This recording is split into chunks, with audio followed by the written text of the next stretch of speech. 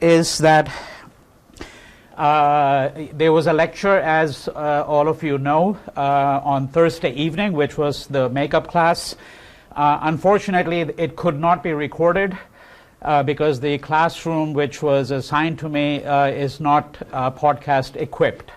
I wasn't told that before, and in fact, actually, when the room was assigned to me, I was initially told that it was, but it turns out it wasn't. So you have two options if you want to try to recover some of that material, get some sense. For those of you who were not there, I think the majority of you were there, but a few of you were not present at that lecture. So one is to actually borrow the class notes from someone who took notes. The other, which is the easier way to do it, but you won't get the entirety of the lecture, is to go to the earlier version of this course, which was in 2013, which is on YouTube. It's mentioned on the syllabus, actually.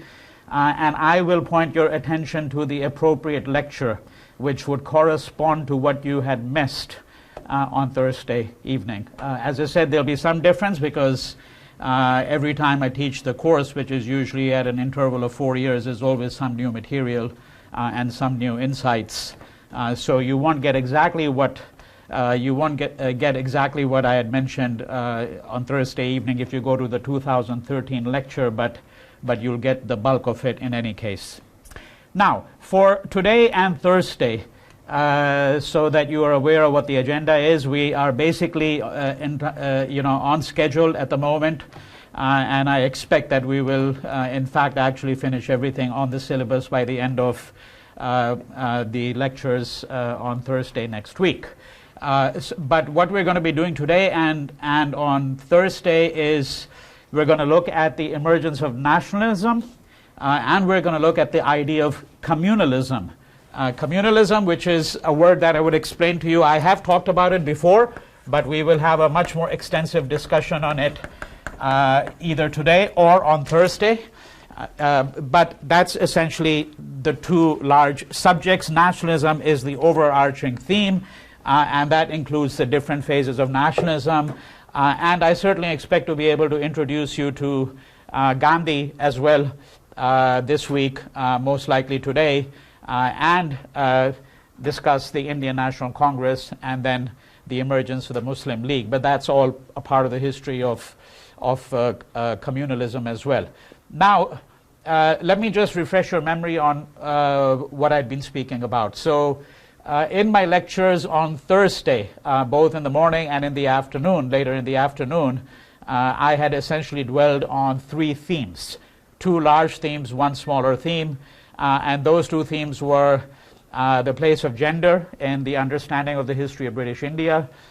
Needless to say, what you've heard are really just small segments of the story, snippets here and there, but with some theoretical arguments. And when I say theoretical arguments, let me give you an illustration, which we're going to see later on as well. And that is that in our discussion of sati, the right of widow immolation, abolished in the territories of British India in 1829, I had mentioned to you, apropos of the article by Lata Mani, that Lata Mani had, in her article, very persuasively argued that if you look at all the parties to the debate or the controversy, they shared a certain common ground. And that effectively the debate was really not about women at all. It was really about such things as scripture. Right? What is a place of scripture? Do the scriptures sanction sati or not? Now that's a theoretical kind of argument, because what she's suggesting is that women are being displaced. They're not really the subject or the object of that discourse. And you're going to find that similarly, when you look at something like the age of consent controversy, which I had talked about on Thursday morning, and I want to return to that now for a moment, that in this particular debate as well, exactly the same set of circumstances are encountered.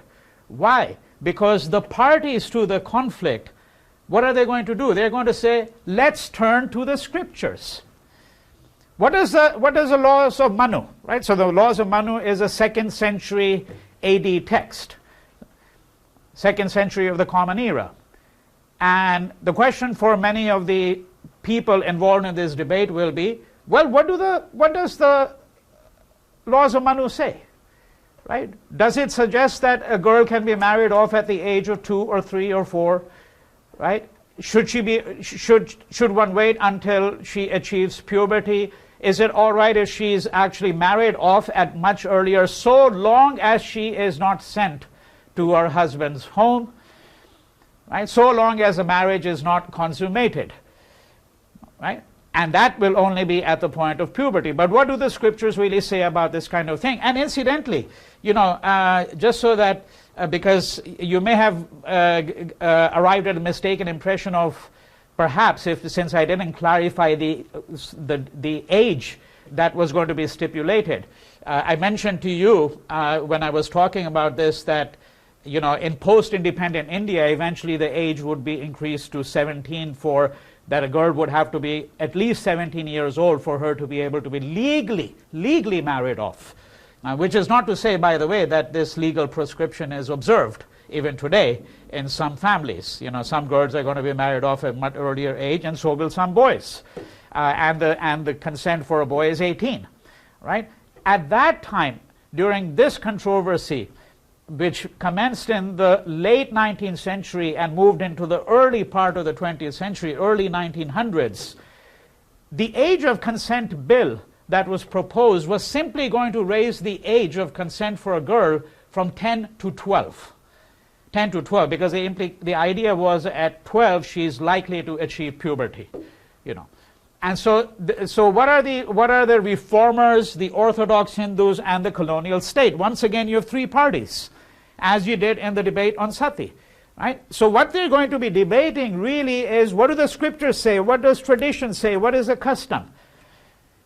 Right? And so to that extent, the debate that was played out in the 1820s, which led to the abolition of sati, is, in a manner of speaking, being played out again during the debate on the age of consent bill.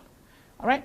So now going back to the overarching themes that I had been talking about. So one was the issue of gender, and they all intersect, as you'll see. One was the issue of gender.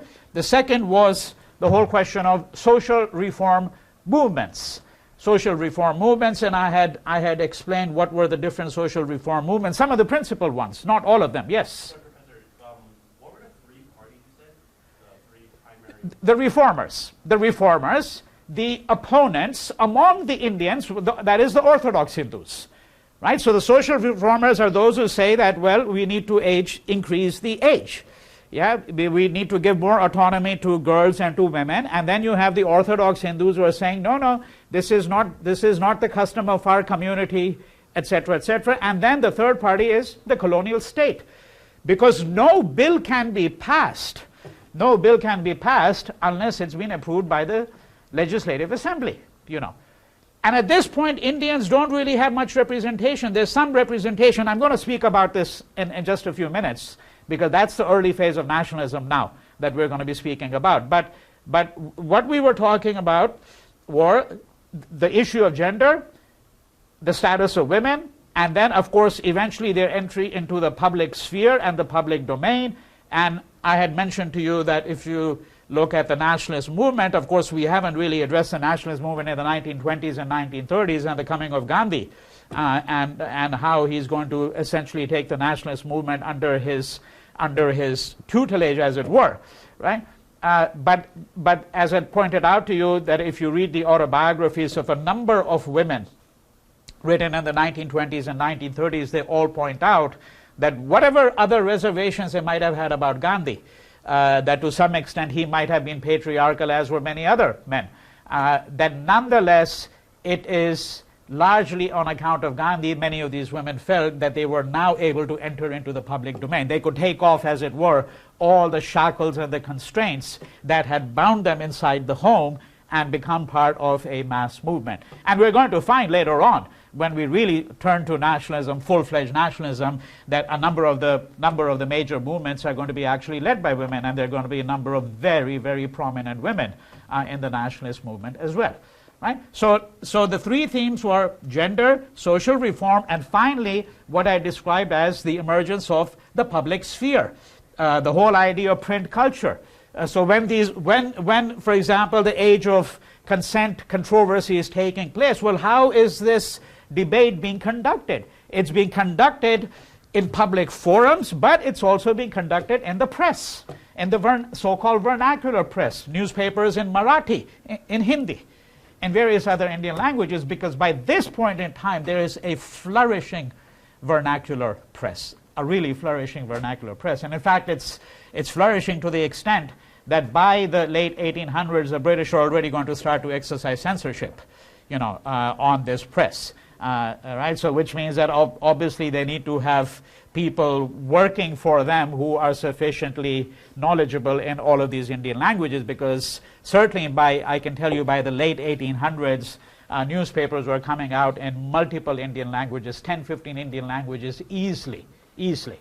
Right? And of course, all of this has implications for nationalism, because when you have newspapers coming out in all of these languages, the British need to have a much more extensive surveillance regime. Right? How are they going to keep a tab of these newspapers? What are these newspapers saying? Who are they? Who is being inspired by them? What are they instigating? Are they fomenting revolt? Etc., etc. But these are the three themes that we had really discussed, and which in a sense are converging and now laying the groundwork for what you might describe as the emergence of Indian nationalism. Right? Now, the key moment, if you are doing an institutional history, and when I say institutional history, what we're talking about is when we say that, well, is there a mass organization that is now going to somehow be able to speak for Indians? And that mass organization is eventually going to be what is called the Indian National Congress. And I shall henceforth refer to it always as the Congress. Okay, right? It is, however, in 1885, when it is founded, not a mass organization. In fact, it is the remotest thing from a mass organization that you can think of. It was really an annual conference of a few elites. Its early members were all largely professionals. They were not full-time politicians or political activists. You had a question? How much can you compare the Indian National Congress to the American founders and those people who decided to... Very different era. Very different era. Yeah, and I think maybe you should let me finish with before... Yeah.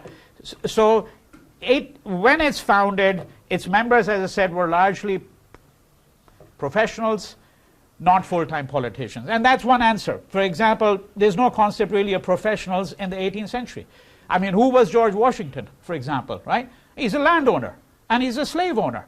And the vast majority of founding fathers were landowners and slave owners. So, the comparison would not quite be apt, if you ask me. Now, between 1892 and 1909, if you look at the membership rolls, and we're only talking, by the way, about several dozen, a few hundred, right? And it's very important to remember that, because 1920, when Gandhi is going to take over the Congress, it is going to have a membership, paid membership, of 2 million. 2 million. It's going to be larger than the Chinese Communist Party at that point in time. All right? So one of the things that we're going to understand, of course, only to a marginal extent, because we're not doing a full history of the Congress, is how did it get transformed from an organization of elites in its early years, extending all the way into the 1890s, how from that phase to the phase where in 1920-21 it is now a mass organization. And in fact, in some ways, the leading political organization of that kind in the world, not just in India. The African National Congress, if you look at all these nationalist bodies in Africa, the Kenyan National Congress, the African National Congress, they were all modeled after the Indian National Congress.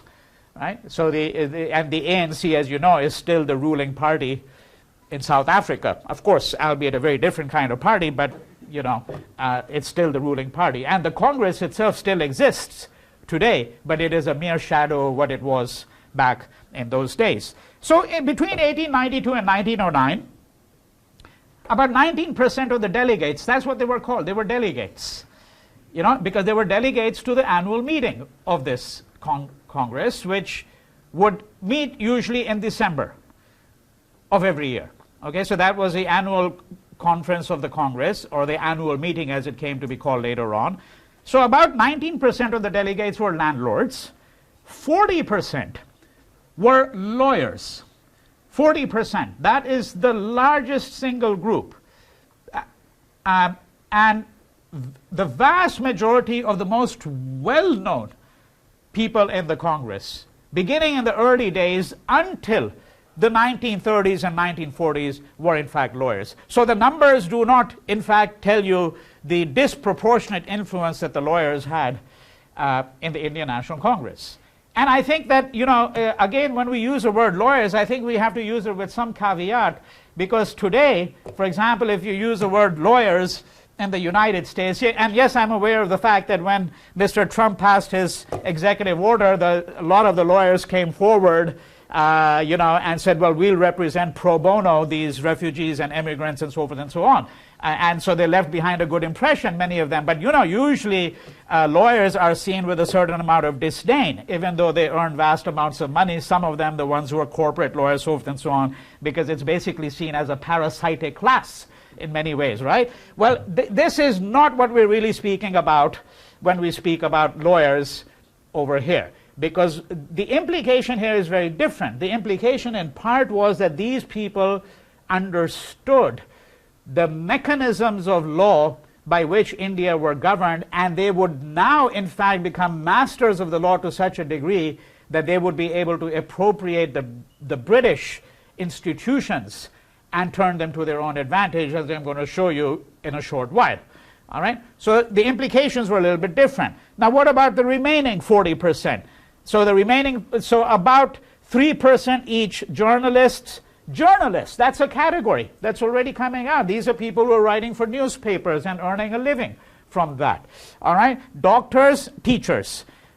Right? So that's about 3% each. Traders, and when we say traders here, we're talking about larger traders. So these wouldn't be petty shopkeepers. They would be more like, you know, merchants with a certain amount of wealth, and the remaining 17-18% were other kinds of professionals. Right? So that was a composition of the Congress 1892 to 1909. What are the other ways in which we can characterize it? It's a largely anglicized Indian elite. Now, what is their ideology? Because if this organization is founded in 1885, it's founded for what purpose? That's the critical question, right? Once we have talked about the membership, well, what are they demanding? Let us be very clear. They are not demanding independence. Not at all. In fact, many of the people who were members of the Congress, especially in the early years, I would say from 1885 until about the late 1890s, so let's say for 13, 14 years, and this would be true of many as well in the early 1900s, but certainly the first 13, 14 years, most of the people who belonged to the Congress, a vast majority, in fact, supported British rule in India, because they saw the British as a force of modernization. Many of them accepted the British view that Indians were not yet prepared for self-government, and moreover, the moderates took the view that the British indeed were a people who were sworn to the idea of fair play.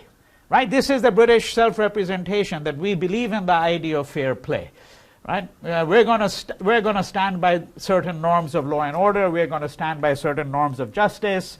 If a person commits a crime, no matter who it is, well, they'll be subject to the same laws, etc., etc. Right? In other words, and of course, all of these moderates understood that in Britain you had a parliament, and that parliament is sovereign. Right? I mean, that's the parliamentary system. Parliament is sovereign. So they took the view that the British Parliament was the last repository of justice in many ways. What was their complaint then? There were specific complaints. But if I had to put the complaint in one phrase, in a generic sense, their complaint was that the British were occasionally, and perhaps a little bit more than occasionally, un-British. Right? That the British are not adhering to the standards of fairness, of fair play. They don't always adhere to norms of justice as they should. And in fact, one of the great moderates, a man by the name of Dadabhai Naoroji, right? So Dadabhai Naoroji is a key figure in the early history of these moderates. The book he is most famous for is called, listen to the title, Poverty and Un-British Rule in India. Un-British rule in India. Right? So he's basically saying that, the British aren't actually adhering to their standards. Right? And what British rule has done, because they haven't in fact adhered to the standards that they claim to represent, is that they have in fact actually left India in a state of immiseration. Immiseration meaning poverty. Right? That's basically going to be the claim. And this is what he says. Right? In my belief, I'm quoting exactly, in my belief, a greater calamity, disaster, would not befall India than for England to go away and leave her to herself. End quote. This is the greatest disaster, is if England actually abandons India, leaves India. And this is what I meant, that you should not assume that the people who founded the Indian National Congress were looking for independence. Yes, they're looking for a certain degree of autonomy, and we're going to now turn to the very particular demands. But their ambition was to attain a limited amount of self-government within the framework of the British Empire. Within the framework of the British Empire. They're not critics of the empire as such. They're only critics of what they consider to be the liabilities, the unjust liabilities that the empire has imposed upon Indians, that the empire, in fact, doesn't always serve the purposes and the interests of the Indian people. And what many of these moderates desired in the early years was that India should eventually acquire the same status as the white dominions. And what were the white dominions? Australia, Canada, right? These were the white dominions. But they were, of course, not thinking of the fact that Australia and Canada and New Zealand and South Africa as well, later on, that these are all settler colonies. India was never a settler colony in that sense, right? But without getting into the intricacies of what kind of comparisons one would draw between India on the one hand and Canada and Australia, the question of race being paramount here, because, as I said, these really were white colonies. And in all of these places, the British engaged in what you might call some form of genocide. Whoever the colonizers might have been in all of these contexts, right? So the moderates were largely thinking about their privilege. They were thinking about the privileges of the elites, the privileges of the educated, and the notion that the masses had rights hadn't really come into the picture at all at this point in time. Now, all of this was going to be transformed very quickly, right? And this is, I think, one of the more remarkable chapters of the history of India, is the manner in which within a space of 2 decades the notion of politics would get entirely altered. However, before we get to that, I said that there were specific demands they had. Let's look at some of these very briefly, right? So, for example, they wanted the broader participation of Indians in central and provincial legislatures, right? Now, I need to explain to you the fact that there were, in fact, legislatures. Because you might think, well, under colonial rule, why would there even be legislatures? Yes, there were. The only difference here, because remember that you have a separation of powers, at least nominally, just as you have in a modern day democracy. So you have the viceroy. If you had to transplant it to the American context would be the executive branch. That's what the viceroy is. He's the executive branch of the government, right? And incidentally, for someone like myself who's studied British India for 3 decades, when I see what the President of the United States is doing today, how is he ruling? He's ruling largely by executive order. Have you noticed? He's ruling largely by executive order. Why is he ruling largely by executive order? Because you bypass the Congress. That's the legislature, right? That's what he's doing. And that is exactly what the Viceroy would do in India. At that point, it was not called an executive order, it was called an ordinance. And so when nationalism starts to become really important, and the British are finding it difficult to deal with these nationalists, now they don't want to wait until they can push a bill through the Legislative Assembly to try to control these people. So what do they do? The Viceroy simply issues an ordinance for the suppression of civil liberties. And that is exactly what you are seeing in the United States in 2017. It's very interesting if you look at the history of these kinds of measures. So you have the executive, which is a viceroy, and then you have the legislative assembly, which is the equivalent. I mean, I'm saying roughly, right? Because of course it's not equivalent, because you didn't really have a notion of representation in the legislative assembly in colonial India at this point in time. But there is a central legislative assembly, and then the different provinces, just as you have in the United States, each state has its own legislature, so each of the provinces had its own legislative assembly. Now the legislative assembly was comprised almost entirely of the British. And as you move along in time, one of the claims that the moderates are going to make is that they want a broader participation of Indians, both in the central legislature and in the provincial legislature, and they wanted actually 50% of the legislative assembly to be comprised of Indians, and that these would be elected representatives. The British never agreed to this demand. It is only after 1935, and that's very late in the date. Now we're talking about the 1880s, so we're talking about 5 decades leading up to 1935, when the British would eventually pass what was called the Government of India Act of 1935. But in those 5 decades, certainly for 4 decades, what you're going to find is that the British are not going to concede this demand. So when they do allow Indians, guess what? It's by nomination. And who has a right to nominate? Either the Viceroy, if it's the central legislature you're talking about, Central Legislative Assembly, and if it's the provinces, it's the governor of that province. So who would the British nominate? Which Indian would they nominate? An Indian who was a loyalist. That is someone who was not likely to oppose the British, right? So the specific demands are: broaden the participation of Indians, establish new councils for the western part of the country, where there were no councils at all, where basically the executive branch really did everything, right, and ruled essentially by fiat, right? So they wanted to introduce more Indians, not just in the councils, but have new councils. Then the other claims were the increasing Indianization of the civil services, right? And this is something that we've talked about. Now, the maximum age that you could be if you were sitting for the exam was, guess what? 19.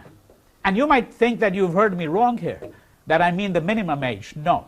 The maximum age you could be if you sat for the Indian Civil Service exam was 19.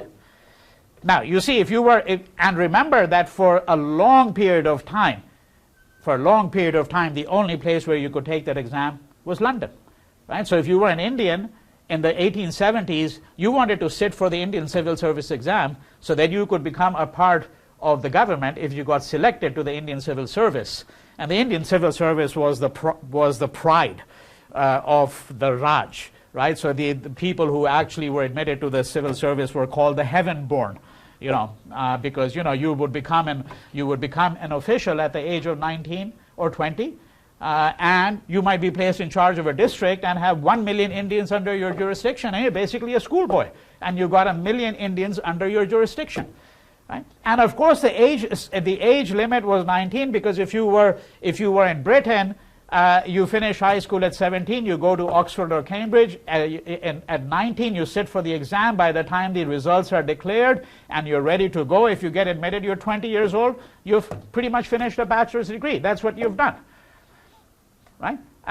And so the claim was, the demand made by the moderates was that this age should be increased to 23, that people should be able to sit for the exam in India as well. All of these demands were going to be rejected in this phase. Eventually these demands are going to be accepted, but that's when nationalism has now become a really, really potent force. The main contribution of these moderates was in the domain of the theory of economic nationalism, something I have spoken about at some length when I had talked to you about what were called the home charges. Remember this drain theory, right? You should be able to recall the drain theory. So there were three exponents of the drain theory. One was Dadabhai Naoroji. The other was a man called R.C. Dutt, who is one of the first Indians to join the Indian civil service. And he retires from the Indian civil service in the 1890s. And in 1901, he writes this massive economic history of India, 2 volumes, published between 1901 and 1903. Where he talks about the drain theory at considerable length. And then there is a man called Justice Ranade. He's from Western India, from Maharashtra. The three of them are the major exponents of this theory. And this theory, of course, was that India had been drained of its wealth. How had it been drained of its wealth? Largely through what were called the home charges. So the home charges were, to refresh your memory, the home charges were that all of these civil servants, including the ones who were retired, including the ones who went on vacation, all of these British civil servants were being paid salaries from Indian revenues, not from British revenues. Right? Secondly, that all of the colonial wars that Britain was fighting in other parts of Asia and Africa, particularly in Africa, in what is now called the Middle East, and Aden, places like that, right? Wherever Indian soldiers were fighting, the revenues were coming from the government of India, from India. They're coming from India, even though these people are fighting a colonial war on behalf of the British Empire. Right? And the third main source of this drain was British capital investments, particularly in railways.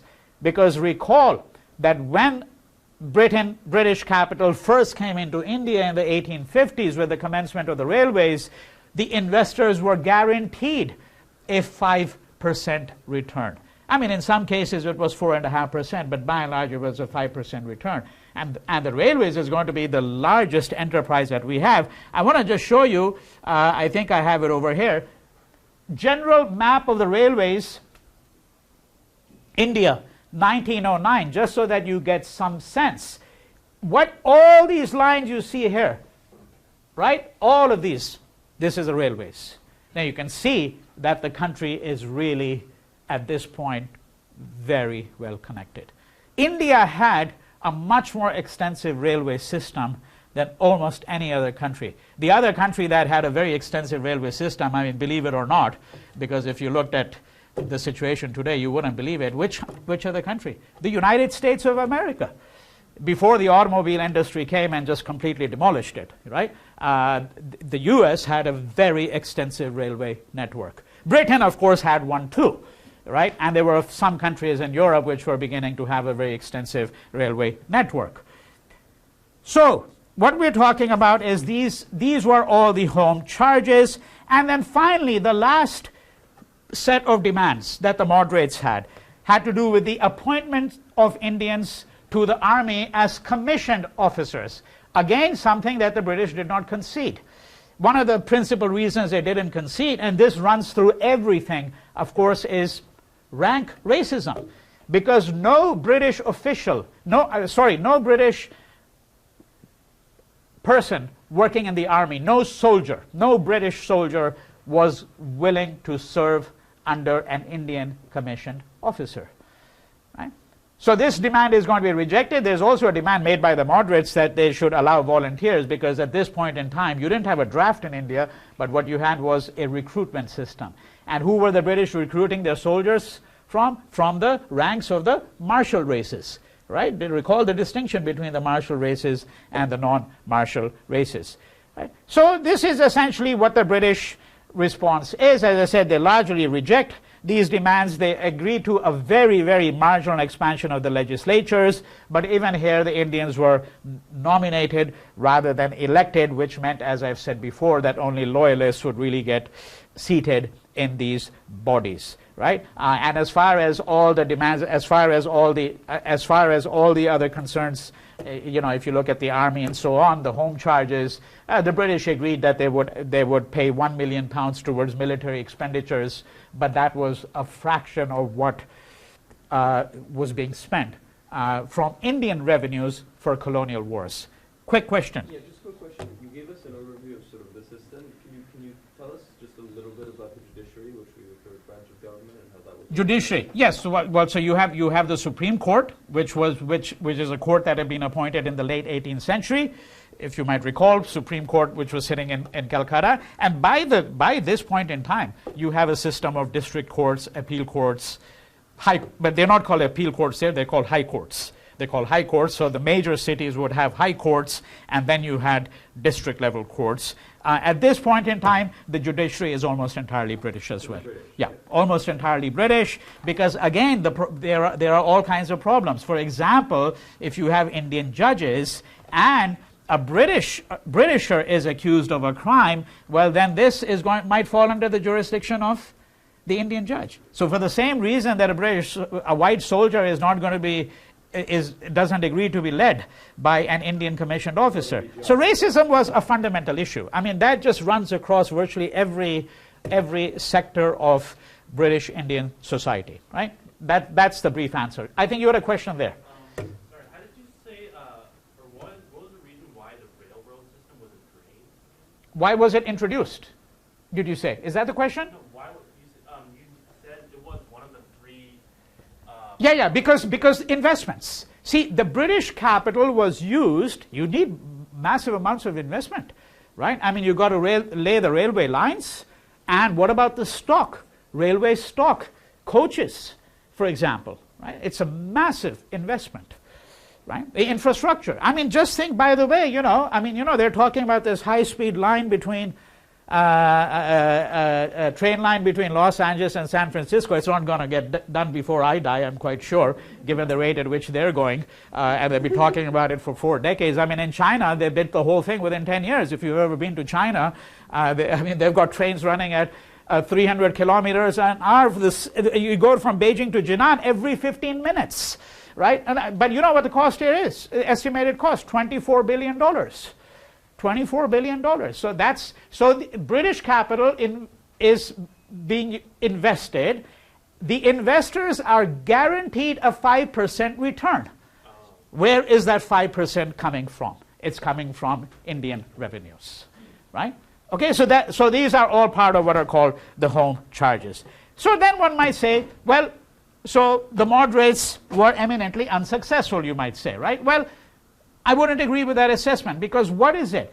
They haven't yet realized what the concept of mass politics is. The politics is still confined largely to the elites, to the middle class. However, the economic theory of nationalism was important. Number one. Number two, they raised awareness in a manner which was not transparent to Indians before, necessarily. They raised a different kind of awareness of the insidious, pervasive presence of racism as an inherent part of colonial rule. In other words, what was going to become apparent, and was not apparent to them yet, was that liberalism had its limits, right? That you could not achieve parity for the Indians even remotely under the whole banner of a certain kind of liberalism, right? And this is what they're going to be able to do, in a sense, if I may put it this way, is to say that, look, these are the demands, they have not been met, this is going to continue for a number of years, and as I said, what this is going to do is it's going to really increase a certain kind of the awareness, not just of racism, but awareness of the liabilities under which Indians suffered. So questions of racism and discrimination are now really going to come to the fore, and that is going to lead to the next phase of nationalism. Quick question, yes, if you have one. How did the masses Well, you see, this is a complicated question because at this point in time, what we would first have to understand is what do we mean by the masses? There are two different meanings of the word. Okay, one is the transparent meaning. When we say masses here, what we're talking about is common people, common folk, all right, as opposed to those who were highly educated and elite. And remember, at that point, if you were educated even to the high school level, you're already part of the elite. At that point, at that juncture, all right? That's one meaning of the word masses. The second, much more complex meaning of the word masses is when you have the notion of a politics of the street. Okay, a politics of the street. When do the masses emerge? As a political force in history. Right? When do they really emerge as a political force in history? And you could say, you could pinpoint it. I wouldn't pinpoint, by the way, the American Revolution. I would pinpoint in Europe as the French Revolution, as the emergence of the idea of the masses. All right? But it's attenuated even in the French Revolution, because then you have to, we'd have to track the history of what happens in 1848, the revolutions of 1848. You have another, emergence of that. And then certainly the Bolshevik Revolution of 1917, or the Communist Revolution of 1917. The notion of the masses is, in the Indian context, yet different, because in the European cases that I've described to you, for example, the French Revolution, or the revolutions of 1848, or the Bolshevik Revolution, in all of these three cases, it's associated with a specific revolution. One cannot really speak of a revolution in that sense in the Indian context. Now, I happen to think, but this is a much more complex argument, which I'm going to really take up when I start looking at Gandhi in some detail, that the mass non-violent transformation that Gandhi sought to achieve was a revolution unlike any other in history. But it was not a revolution as that word is ordinarily understood in Europe, because a revolution literally is the turning around, all right, where you have an upheaval which is sudden, traumatic. Indian nationalism goes through a fairly extended period of time. You don't have anything like the Bolshevik Revolution, where you have a complete reversal of the social order, or what happened in the French Revolution for that matter, which of course again extended for a few years and leads to the terror and all of that. But this is the difference that I'm really trying to point out. All right. The question here was, well, how did the Indians experience racism? Well, you see, racism in the sense in which the educated experienced it was not necessarily prevalent in the remoter reaches of Indian society. But think of all the Indians who are employed under the British, the 50 servants who are working in a household. I think they all understood what racism meant. They may not have had the language for it, but they understood that these people were not behaving towards them in the manner in which people ought to be behaved with. And I want to quote Dada Bhai Naroji again, because the same man who had said that, if the British left India, in 1871 he says that the British leave India, it would be a calamity. The same man says, and it is an extraordinary quotation, where he says that British rule is like, quote, the knife of sugar. The knife of sugar. That is to say, there is no oppression. It is all smooth and sweet, but it is the knife notwithstanding. Right? That, there's this veneer of calm, we believe in fair play, we believe in justice, What he's really saying is something that Michel Foucault, the great European theorist, that all the post-colonial scholars cite, who said that, well, actually the way we are modern is we just kill with kindness now. If you read Foucault's book, Discipline and Punish, extraordinary study of European society and how the whole notion of discipline, right, really emerged in Europe. So how does he begin his book? He begins his book by talking about how people were very often executed in Europe in the 16th, 17th, 18th century. Sometimes you would just be put on a street, and then a huge piece of machinery, as it were, would roll over you, and you would just be crushed to pieces. Right? Now, we don't do that anymore. Well, we just attack from the air, a drone attack. right? That's killing with kindness. You don't want to see it. You sanitize death and murder and killing. And that's what Dadabhai Naoroji is saying. You know, it's the knife of sugar. Then the Victoria has given a proclamation, you know, that you are all my subjects. I embrace you to my bosom, right? Like I embrace all of my British subjects. But yes, there is a very clear two-tiered system here, right? Where racism was, in fact, the central part of it. And since we are on that subject, I want to briefly turn to a passage to India, right, which has been assigned to you and is really a remarkable novel. I'm using a different edition. This is, in fact, actually the first American edition from 1924. And I want to just look at a couple of passages here because you get a very good sense of what is really happening in India. Now, of course, this novel is set in the 1920s. So you can imagine that if the situation was this in the 1920s, when nationalism has really now started to become a force, okay, it was certainly, the situation was in some ways at least as bad, if not much worse, in the 1880s, 1890s. Racism is not something that is going to change from the 1880s to the 1920s or 1930s, for that matter. Who is Ian Forster, by the way? He's a British English novelist, educated at King's College, Cambridge. He was a man who was financially independent. I can't give you his whole biography, but it's important to understand a few things. And he's what the British disdainfully called a pacifist. Born in 1879, dies in 1970. Visits India for the first time in 1912, 1913, eventually becomes a private secretary for a couple of years to the Maharaja of Devas. So this is a small princely state. And he writes a little book called The Hill of Devi, which talks about his term as a private secretary to one of these Maharajas. He was also, in many ways, he existed at the margins of English society, partially because he was a homosexual.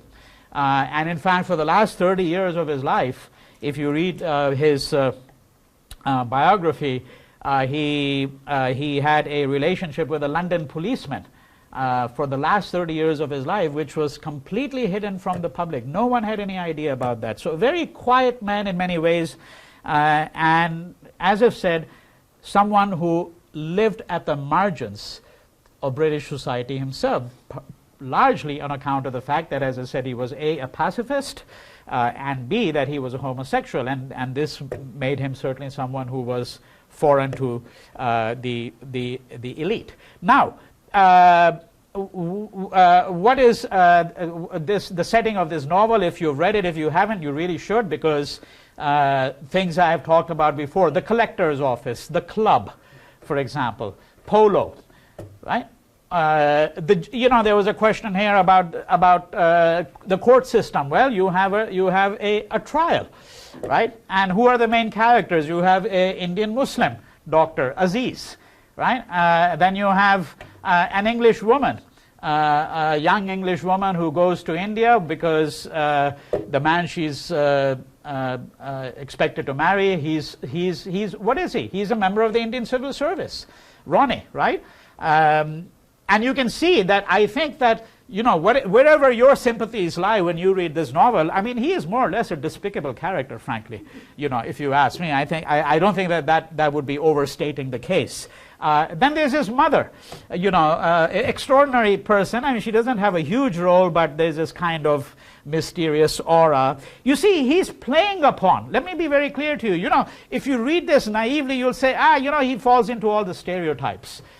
No, he is very well aware of them, and he's playing upon these stereotypes. So you even have this Hindu God Bole.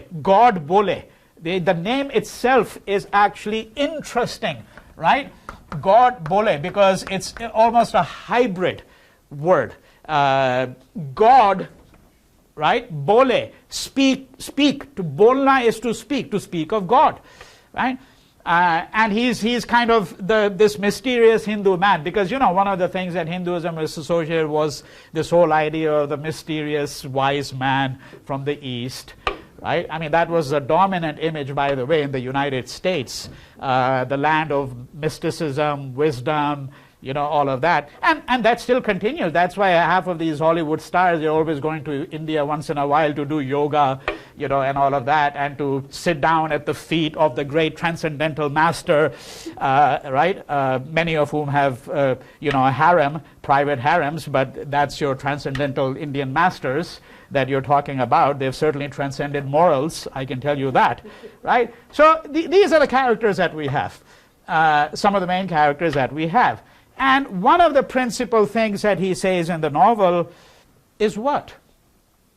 The British had an undeveloped and underdeveloped heart. And I want you to think about this, because for those of you who were there for my lecture on Thursday evening, you recall that I had ended with this discussion of Ramakrishna and pointed out that and I know that what I pointed out was a little controversial for a couple of you, because a couple of you talked with me later on about the fact that it is not irrationality that we need to worry about. It is the pathology of rationality that we need to worry about, right? That is that one of the diseases of modern civilization is this idea that reason will resolve everything. And there are different kinds of reason. I'm not making an argument here for unreason, right? Because then you would know which side of the political divide I belong on right now. No, I'm not making an argument for that, but I'm making an argument for the fact that most of the major forms of social engineering in the 20th century, which have led to genocide and mass murder, in fact have emanated from having carefully thought out these things. That is what I mean in part by the pathology of rationality. What E.M. Forster is really saying in this novel in part is that the British were, pragmatic about things. They were efficient about things, but they didn't have a heart. They didn't develop their heart. It's the undeveloped, underdeveloped heart. That is one of the key things that emerges in this novel, right? But let's just look at a couple of passages, because you have another major character who I have not mentioned. And who is that? Fielding, right? So you've got Aziz, the Indian Muslim doctor. You've got Godbole. He's not, of course, as major a character as Aziz. So he's the Hindu, wise man, professor. And then you have Ronnie, the young civil servant, and his fiancée, who has come from Britain, Miss Quested, right? And then you have the mother of Ronnie, right? These are some of the main characters we're talking about. Now, Fielding is an Englishman, but he's despised. He's despised by the rest of the English. He's a friend with the Indians. He's sympathetic to the Indians. And this is one of the reasons I want you to read this novel, because I want you to try to understand something which will come up critically when we look at Mohandas Karamchand Gandhi, right? Who, as I've made the claim before, I haven't substantiated the claim, and I won't be able to fully substantiate the claim because that's a full course in itself, but that he was undoubtedly sui generis. There is no one who compares with him anywhere, and particularly not with respect to the kind of anti-colonial agenda he had. What is it that makes him distinct? And why am I mentioning him at this stage? Because recall I brought up the name of Fielding, right? So let me get to Gandhi and then move back to Fielding. Because recall, as I've said about Fielding, that Fielding is someone who is in fact actually despised by the rest of the British. He hardly ever goes to the club. They all frown upon him. They have disowned him. They have disowned him completely, right? And what is the attitude towards Fielding among the Englishmen? Let me turn to a passage just so that you don't have to take my word for it, okay? Right? So this is what he says. Forster says that he always got on with Englishmen in England. All his best friends were English, so why was it not the same out here in India? right? I'm just skipping a few passages there. The feeling grew that Mr. Fielding was a disruptive force, and rightly, for ideas are fatal to caste, and he used ideas by that most potent method, interchange. Neither a missionary nor a student, he was happiest in the give and take of a private conversation. The world, he believed, is a globe of men who are trying to reach one another, and can best do so by the help of goodwill plus culture and intelligence. A creed ill-suited to Chandrapur, right, which is where the novel is set, right, one of these dusty little Indian towns. But he had come out too late to lose it. He had no racial feeling. That's one of the reasons why he's disowned by all the other Britishers. He has no racial feeling. Not because he was superior to his brother civilians, but because he had matured in a different atmosphere where the herd instinct does not flourish. And these are little things. I mean, people who are racist, basically, yeah, they have the herd instinct. They're like bovine animals. They just follow, right? Because if you become a reflective person, then you start thinking about the nature of discrimination, the nature of racism, so forth and so on. The remark that did him most harm at the club was a silly aside to the effect that the so-called white races are really pinko-gray. Right? It's fabulous, right? He only said this to be cheery. Cheery is a very British word, right? He did not realize that white has no more to do with the color than God save the king with a god, and that it is a height of impropriety to consider what it does connote. Still, the men tolerated him for the sake of his good heart and strong body. And he has some degree of masculinity about him, at least. He's not like an effeminate Hindu. It was their wives who decided that he was not a sahib, really. Sahib. Sahib is a very important word here, because the white people were sahibs. Okay? Sahibs are the big men, the strong men, right? The overlords. They disliked him. It was the wives who decided that he was not a sahib, really, a proper white man. They disliked him. He took no notice of them. And this, which would have passed without comment in feminist England, well, hardly feminist, but this is all relative, right, did him harm in a community where the male is expected to be lively and helpful. It's just brilliant if you really have to sort of each line. Okay, Mr. Fielding never advised one about dogs or horses, right? Women expected to be advised about all these, or dined or paid his midday calls, or decorated trees for one's children at Christmas.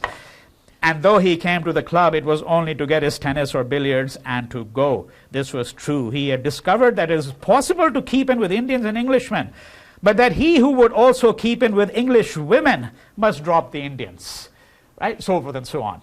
All right? So, this is Fielding that we're really talking about. Now, Gandhi. What's the connection? The connection is this. You see that what makes Gandhi distinct is that it was never for him just a question of Indians versus the English or the British. Because what Gandhi understood, a point I have made repeatedly, namely that before the English oppressed Indians, they oppressed some of their own people. They oppressed their women. They oppressed their working class. They oppressed the Irish, the Welsh, the Scots. All right? But Gandhi also understood that what you have to do is you have to forge an alliance. You have to find among the British those who, in fact, can be seen as allies with the Indians. You have to, in other words, freedom for the Indians will never come about unless freedom comes about for the British too. Right? That liberty is a mutual project, so to speak. Because the British have to be oppressed, have to be released from their own worst tendencies. The importance of Fielding here is that he represents that side of Britain which can be recovered. It is it is not simply a black and white picture, that there are people within Britain, okay, who themselves have been oppressed, who themselves are at the margins. It is very important that Indian nationalists or anti-colonial people forge an alliance with these people. They represent the other side of Britain, so to speak, right? So the importance of this, of course, is that this meant that it was never simply a project of saying, us versus them, that all the British are rotten. No, this is not the position that Gandhi ever adopted. And that is why, I can't take any questions right now, and that is one reason why you will find when we look at Gandhi that he never lacked British friends. Some of his closest friends, even at the height of the movement, were always British, right? But he was also very careful, as were the leaders of the civil rights movement in the United States. Because what is it that the civil rights movement learned from people like Gandhi, for example? One thing they learned was that you do not exclude white liberals, right? You do not exclude them, which is what the black separatists would have done, which is what Malcolm would have done, or the Black Panthers would have done. You do not exclude them, but you don't allow them to take over the movement, because that's what white people will do. They will take over the movement. Right? And so this was something that Gandhi understood very clearly in India, that we're going to have allies among the British, those who understand the nature of oppression back in India, in Britain itself, and in India. We're going to forge an alliance with them. And that's why Gandhi always, by the way, got very good press sometimes in Britain. All right? So you see, Forster in some ways understands all of this, right? But this racism that we're talking about is, so I'll just give you one or two passages there, and then we leave E.M. Forster's novel and turn back to the historical, narrative over here. How does he look at Indians, for example, right? So if you look at Ronnie, how does he see his job, right? So there's this conversation going on, and he says, we're out here to do justice and keep the peace. Them's my sentiments. India isn't a drawing room. Your sentiments are those of a god, she said quietly. This is Quester, right? But it was his manner rather than his sentiments that annoyed her. Trying to recover his temper, he said, India likes gods. Now, Ronnie's being very smart too. If there are 330 million gods already in India, well, I can be one too, right? And Englishmen like posing as gods. There's no point in all of this. Here we are, and we're going to stop, and the country is going to put up with us, gods or no gods. Oh, look here, he broke out rather pathetically. What do you and Adela want me to do? He's talking to his mother. Go against my class, against all the people I respect and admire out here? I am out here to work, mind, to hold this wretched country by force. Right? He spoke sincerely. And now is Forster speaking, or the narrator speaking. Every day he worked hard in the courts, trying to decide which of true... Look at the phrasing here, okay? Crucial. He spoke sincerely. Every day he worked hard in the court, trying to decide which of two untrue accounts was the less untrue. Right? So here's Ronnie. What's his task? He's a member of the elite. He's sitting in the courts, right? And what does a British official have to do? Since all Indians are liars by definition. By definition. So an Indian witness comes forward and gives testimony. Another Indian comes forward and gives testimony. Right? What does he have to do? He simply has to decide which of these accounts is less untrue. Neither of them is true, of course. Right? That was the attitude. I wrote an article many years ago, which I'm not having you read, and I think that will tell you very well the complexities of some of these issues. The article has to do with the fact that in the 1890s, I stumbled upon, when I was doing my work, I stumbled upon two court cases which were extraordinary, because those kinds of court cases could not be found in Britain. Why were they extraordinary? Because in both of these cases, without getting into the details, needless to say, a man was convicted on the testimony of a 5-year-old child. A 5-year-old child. Now in Britain, you cannot be convicted on the testimony of a toddler, basically. A 5-year-old child. How can a 5-year-old child give testimony, and how can you believe that? Well, the British had a very different view. Why did they have a very different view? Because in India, the only person whose testimony you can rely upon is a child. Because a child is innocent. This is the whole romantic theory. A child is innocent. They have not been tutored. The problem with Indian adults like myself is they've all been tutored. They've all been led astray. And therefore, they're all liars and all unreliable. So in both these cases, the person is convicted. In one case, a father convicted of murder on the testimony of his 5-year-old daughter. You know, right? You see, so this is what you'd have to understand. How the criminal justice system, yes, it is borrowed from the British. We've got the system of courts and all of that, but now it's going to be obviously modified. And this is Forster speaking very ironically. You know, he's not condoning this. He's not saying, I accept that this is...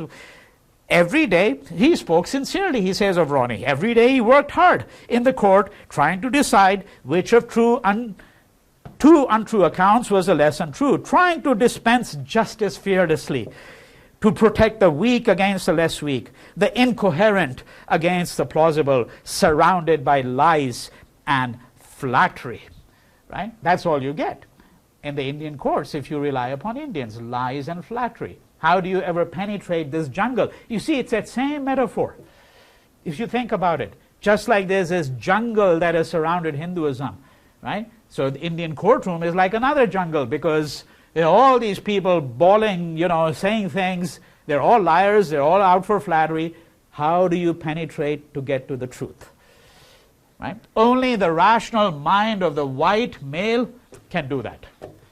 Right? That's what we're talking about here, right? And you will find that this is why this novel is extraordinarily sensitive. All of these ideas that we have looked at, Forster really understands them, and he's able to unpack them in his own way. For example, the notion that, remember, individuals don't exist in India. All that exist are collectivities.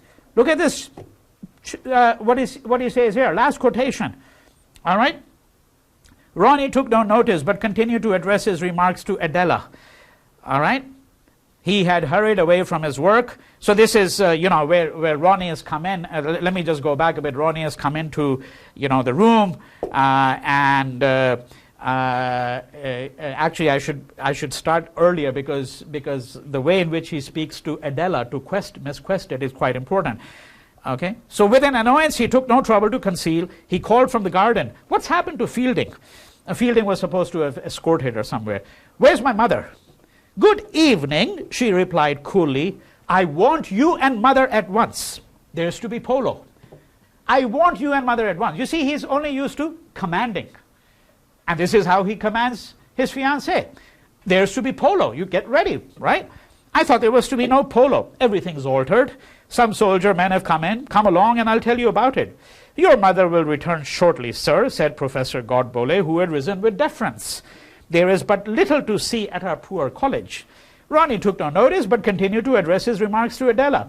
He had hurried away from his work to take her to see the polo because he thought it would give her pleasure. He did not mean to be rude to the two men, but the only link he could be conscious of with an Indian was the official, and neither happened to be his subordinate. As private individuals, he forgot them. Right? They just don't exist, really.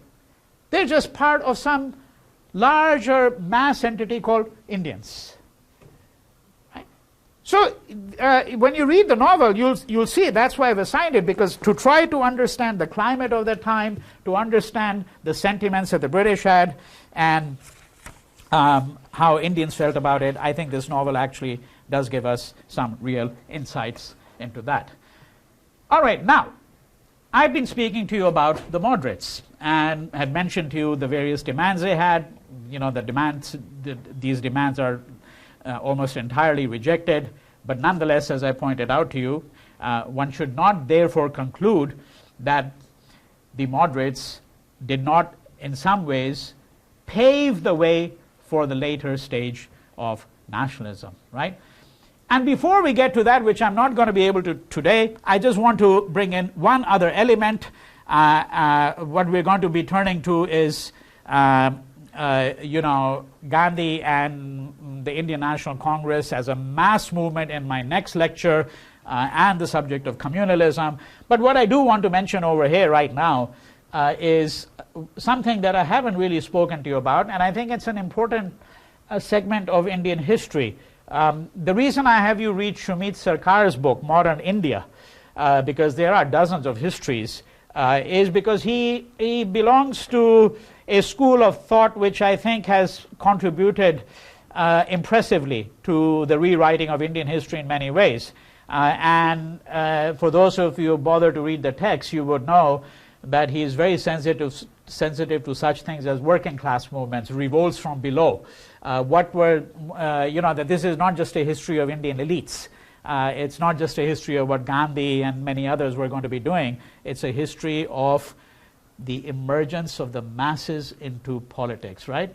Now, one group of people that he talks about sporadically throughout the book, you're not reading the whole book, but even the pages that were assigned to you, he talks about tribal revolts in India, right? And these tribal revolts, is a long history of these tribal revolts. And I have to make clear what I mean by the word tribes, because you shouldn't think that these tribes are people who were completely unassimilated into Indian society. Some of them are assimilated, some are not. I'm going to show you a very different map, if I think I have it over here, which is not a map of tribal India, but what it is, and this map is very, very misleading. That's the reason I have it, because it's a map that the British drew up. Prevailing religions, British Indian Empire, 1909. All right. Now, if you look at the key at the bottom there, note to the coloring, right?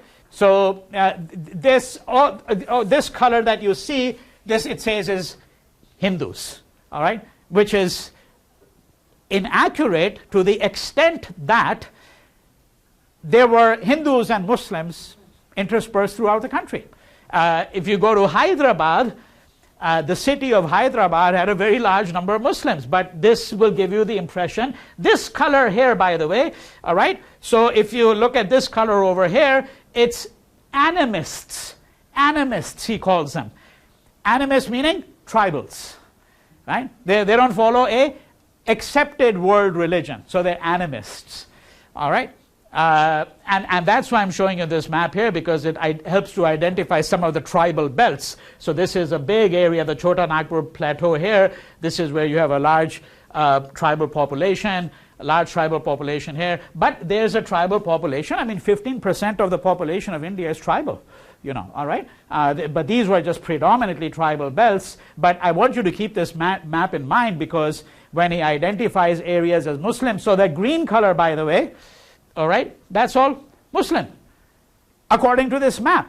But that's completely erroneous. It's Muslim majority. Just like the rest of this color here is Hindu majority, but it doesn't mean that there were no Muslims there, just like it doesn't mean that in the Muslim majority area there were no Hindus. Of course, there was a substantial number of Hindus. And here again you see the same thing over here. This is all rendered green. Talk about being cliched and stereotypical, right? So Islam gets the green color, of course, right? Right. This is, but this tribal belts that I'm talking about, when I'm talking about tribal revolts, many of these took place in these belts, tribal belts, some of them in other parts. There's a long history of them. These tribals were basically a lower substratum of the Indian peasantry. They engaged largely in such things. They engaged in shifting cultivation. In other words, they're agricultural laborers, day laborers very often, and employed as indentured laborers in plantations, in factories, in mines, deeply exploited. Very few of them were what you would call hunter-gatherers. When we think of tribes, sometimes we think of hunter-gatherers, so forth and so on. No, that's very few of them would have been at this point in time. And I bring this in because there's going to be a big revolt. Okay, a big revolt. And if you look here at this, you would see, I think I had mentioned it, suppression of Munda revolt, 1900. Okay, so there's a man called Birsa Munda, and he is this kind of messianic figure, right? A kind of a prophet. He believes he's had a vision of God, and a large number of people start flocking to him. The British are going to put him in jail from 1895 to 97. He's going to be released, and he's going to lead a revolt. And what is his revolt again? It's the revolt against the Holy Trinity, by which I mean the trinity of moneylenders, landlords, right, and what you might describe as what would be the merchants, traders. These are people who have come largely from the northern plains, and what has happened is there's been a severe disruption in the tribal political economy, because the tribal economies were largely based on the notion of joint ownership of property, communal ownership of property, which was hardly ever recorded, right? So there's going to be a revolt. 1898, 1899, Birsa Munda is going to be captured. He's going to be hung along with 3 other people, and 44 of these Mundas are going to be transported for life. And the last comment, why do I mention the tribal revolt here? Because what we are talking about now is different streams of unrest. Different streams of unrest. You've got tribal India, you've got obviously the elites, and we're going to now shift gradually, as we've seen, to the emergence of mass politics. All right? So next lecture, Gandhi, mass politics in India, and communalism. Those are the 3 main subjects for the next lecture.